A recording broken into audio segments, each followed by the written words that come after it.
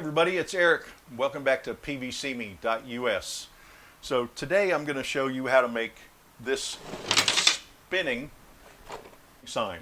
Okay, it is structured on my double base architecture. You're going to see this in a lot of videos. There's a special video on there that you'll be able to go and watch on how to build this double base architecture. It's very important that you follow all the rules as far as the dimensions in order to make everything work. So what we're going to make today is just this portion of the sign.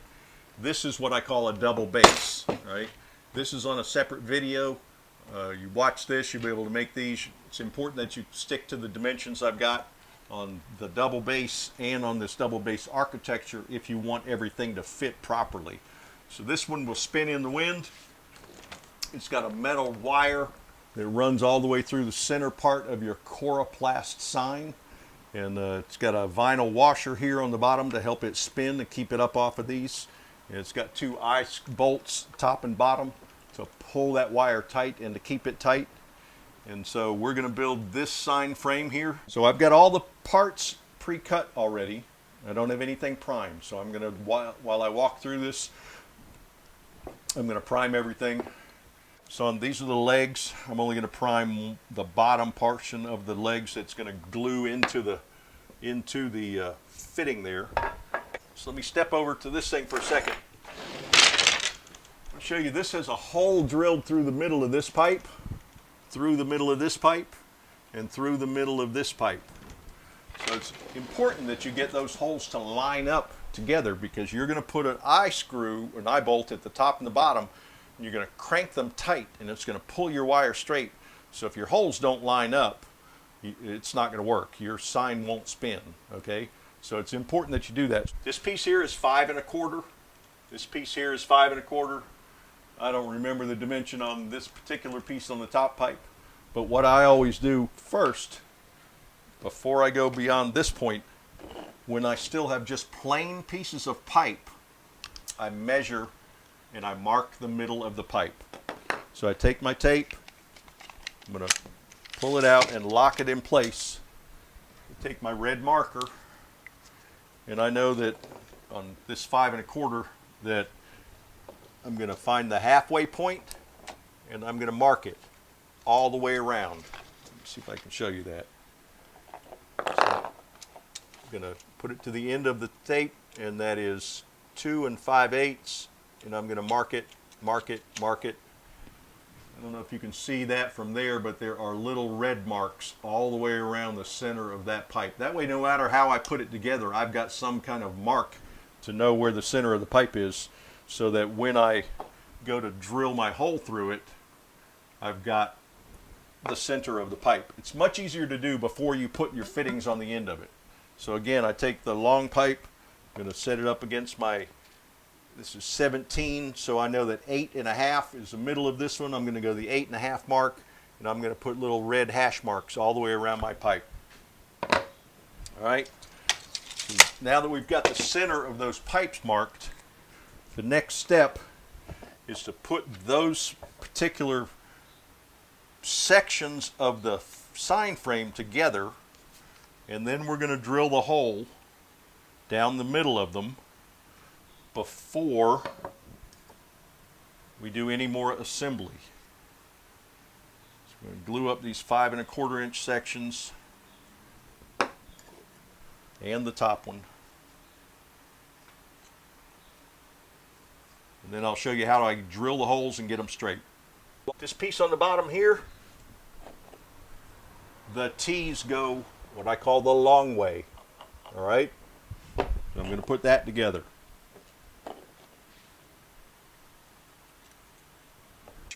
Same as with every other project, you want to make sure that you've got this flat on the table before you put your second piece on, so that your project comes out parallel or perpendicular. Right, so there you go. I've got both pieces pushed flat down on the table. Double check, make sure that's right. So there's my first piece. This piece, the T's go this way. That piece, they were going the long way. This piece, they're going the short way. All right, so I'm going to put that piece together.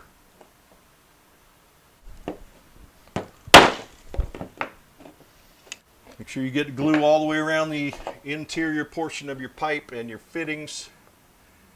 Put it together, hold it project flat on the table. Push them as far together as you can. Double check, make sure everything's flat on the table. Double check again. And there you go, we've got this section here. The last one we're going to do is the top piece. We're going to put these two 90s on, and then we'll drill the hole, and we'll show you how we get all those holes lined up.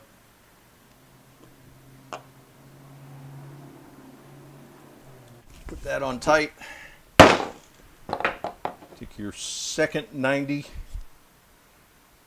put that on, and there you go. We've got our last section, which is the top piece up there. We've got our 3 sections that all need to have a hole drilled in them. We have already marked the center piece all the way around on all 3 of those sections. So no matter how we put that pipe together, we've got red marks all the way around the outside of that pipe, so I know where the center is. So now I'm going to pick up a piece of scrap wood. I'm going to set it on the table because what I'm going to do is drill through these, and I don't want to drill into my workbench. So make sure you get any old kind of scrap piece of wood. What we're going to be using is a 1/4 inch eye bolt. So your hole has got to be at least that size, and preferably one size up. So I've got a 3/8 inch drill bit here. That gives me a little bit of wiggle room in there. If you drill a 1/4 inch hole, it's going to be hard to get everything lined up just right. So get a 3/8 inch drill bit in order to do this, and you will need a drill. So what I'm going to do is put that up on my scrap piece of wood. I'm going to eyeball the center of the pipe front and back, but I have my red marks all the way around, so I know I'm in the center of that pipe. So I'm going to push down just a little bit, and it keeps you from having what they call walking. So the drill bit, once you start, won't walk off to one side or another. So you find the middle of your pipe, and then you drill through the top. All right. Once you drill through the top section, don't just keep on going straight down. I've done this many times, and what tends to happen is that you end up going slightly crooked. So drill through the top, regroup, come back through the top pipe again. Make sure you make sure that your drill, you can see, it's all eyeball, but you can see that that drill is straight up and down. And then you slowly start to drill through the second wall of the pipe. And there you go.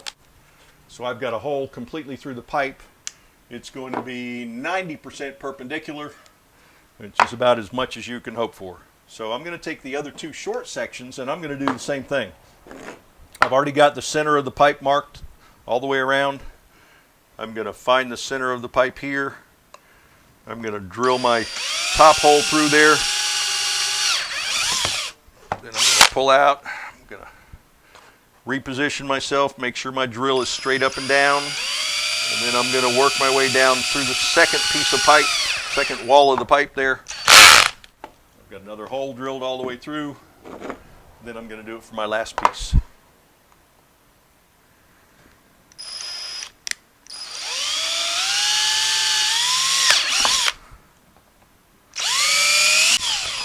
All right. A good use for a utility knife, sort of clean up the burrs on the edges of your holes. You don't want to have a bunch of rough edges, so you're going to clean this as much as you can. We are ready to start putting together the sign. First thing I'm going to build is this piece across the bottom here.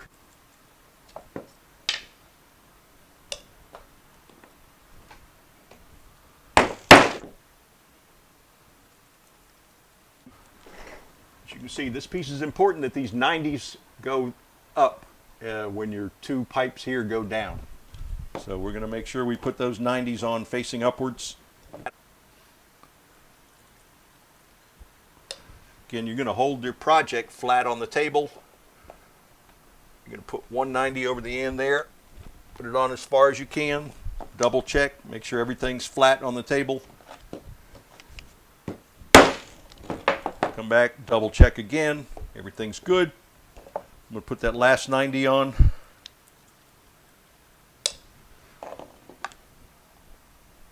Again, I'm making sure the entire project is flat on the table.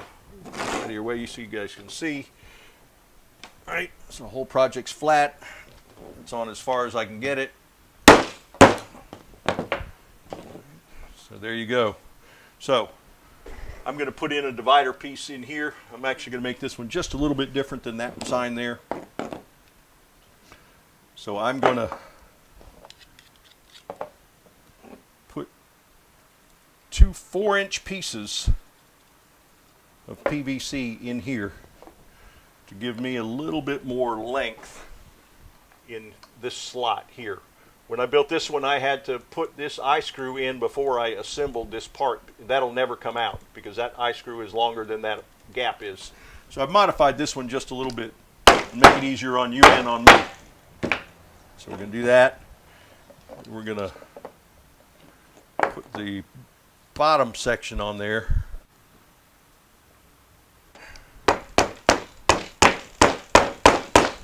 Anytime you're hammering any pieces in together like that, you want to do a little on both sides. Don't try and drive one side down all the way.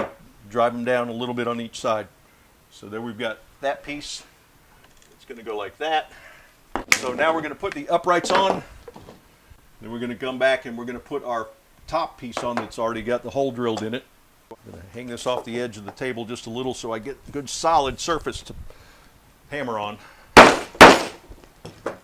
I'm going to put the other one on.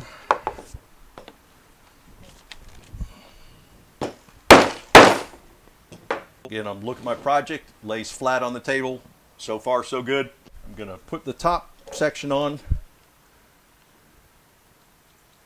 And hammer it down into place. Again, I'm going to move this off the edge of the table a little bit so it gives me something solid to pound on.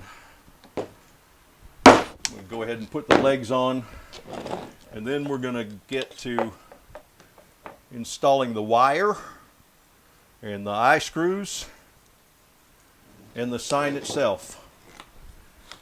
In this this particular variety of sign, you have to put the sign in while you're building this. And then if you ever want to change the sign, you're going to have to snip the wire out and start from scratch on that part of it again. So what I've got here, and we're going to get a close-up of this, is an eye screw, 2 nuts, and a lock washer.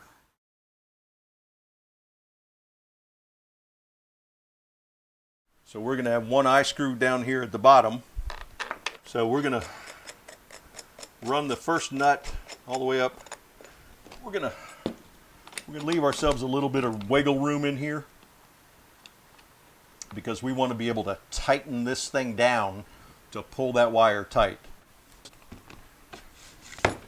So we've got a little bit of room in this eye bolt here. We've got one nut on the bottom. We're going to slide a lock washer over, and we're going to put another nut on there and run it all the way up. So for anybody who's not used a lock washer, it's a washer with a little split in it, and it acts like a spring. So once you screw these 2 nuts together, that lock washer is forced together by the nuts, but because it's got a split in it and it's offset a little bit, it pushes back against those nuts and it keeps them from coming undone. So there you've got your first one there. We're going to put another one up top. Put through that. Put another nut on top of that one. Run that all the way down. And again, we're going to leave ourselves a little bit of wiggle room here, right, so that we have room to tighten these nuts up. And as you tighten that nut up, it's going to draw that eye bolt up, and it is going to tighten that wire until it's taut. So I've got one nut, I've got a lock washer, I've got another nut that I'm going to put on there. This is a vinyl spacer. It's like a washer. You can buy these in the specialty aisle at Lowe's. This is a 3/8 inch. it's going to go right there with the wire running through it, and that lifts the sign up enough that it'll spin over these different fittings. This stiff wire is called hanging wire. I'm going to show you this in a close-up as well. This particular wire is used to hang suspended ceilings in construction projects. I've got a lot of it because I've done a lot of construction. This might be the hardest piece for you to find. It is stiff, plain wire. So we might be able to find a substitute for that at Lowe's, but I have not found it so far. So I have used hanging wire. I'm going to take a pair of needle nose pliers and I'm going to bend a hook in the top of this wire. And I'm going to make sure that that hook can hook over that 1/4 inch. See, I bent it too far, so it won't work. So I'm going to open it up just a little bit. Make sure it'll hang over that. That's what I'm looking for. I'm going to move this off to the side. The way you put this, the rest of this sign together, you actually have to have the sign that you need. We're using Coroplast signs for almost everything that you watch me do. Coroplast is corrugated plastic. It's just like corrugated cardboard. It's got thin little ribs that run up through it. So you can put a little wire all the way through this. So here's what we have to do now is find the center of this sign, and we're going to mark it with a marker.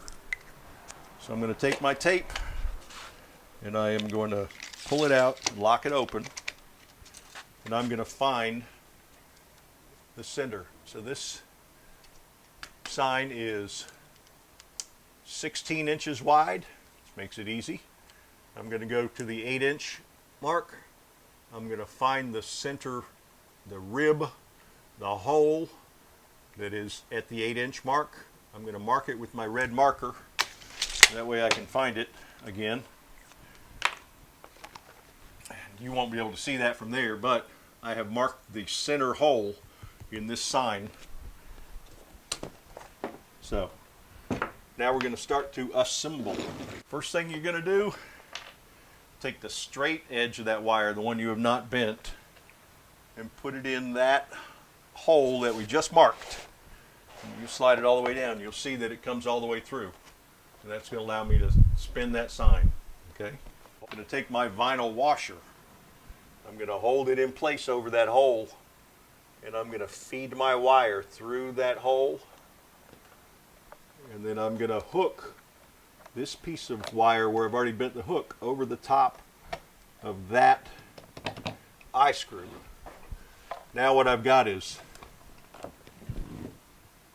the eye screw, the wire, my spinning sign, my vinyl washer, and a piece of wire that runs down to here. The only thing left to do is to bend a hook in this end, and I'm going to hook it over that eye screw.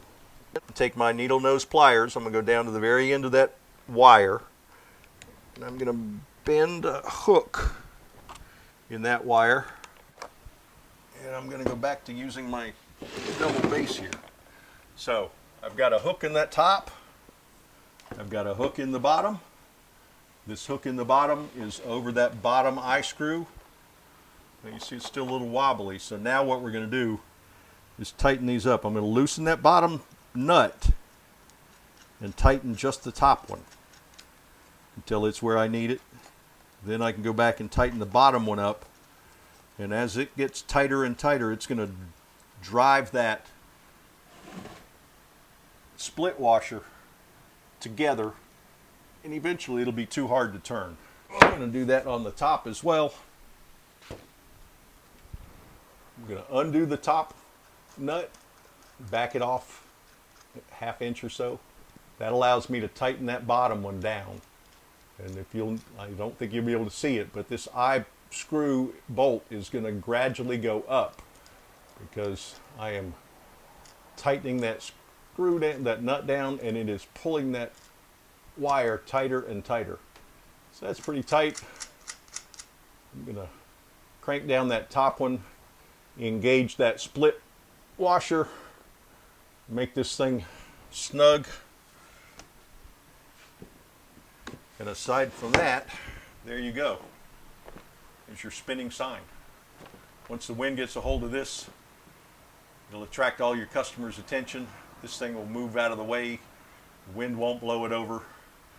And this project is one of the ones where you definitely have got to paint this if you're going to paint it before you install your sign. So you want to go ahead and get it painted now before you put this in place. Then come back and put in the wire and that. You've got a 16 by 24 inch, I believe, spinning sign. Don't forget to like and subscribe. That way you'll get all the new videos, all the new signs that I'm designing as they come out. Thanks.